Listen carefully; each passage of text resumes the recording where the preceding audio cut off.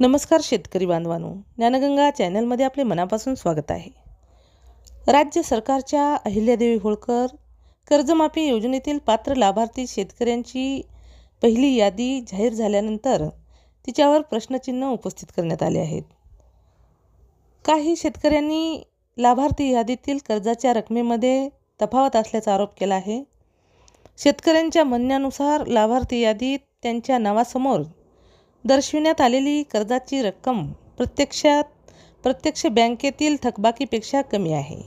त्यामुळे कर्जमाफीच्या प्रक्रियेबाबत संभ्रम निर्माण झाल्याचे शेतकरी सांगत आहेत. मराठवाड्यातील क्रांतिकारी शेतकरी संघटनेचे अध्यक्ष गजानन कावरखे यांनी आरोप केला की पोर्टलवरील माहिती, KYCमधील माहिती आणि बँकेतील नोंदी या तिन्ही ठिकाणी कर्जाच्या रकमा वेगवेगळ्या दिसत आहेत. या तफावतीमुळे अनेक शेतकऱ्यांची फसवणूक झाल्याचा दावा त्यांनी केला आहे.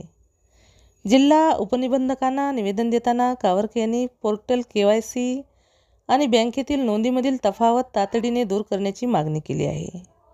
तसेच ही समस्या सोडवली नाही तर मुंबईतील मंत्रालयासमोर लक्षवेधी आंदोलन करण्यात येईल असा इशाराही त्यांनी दिला आहे.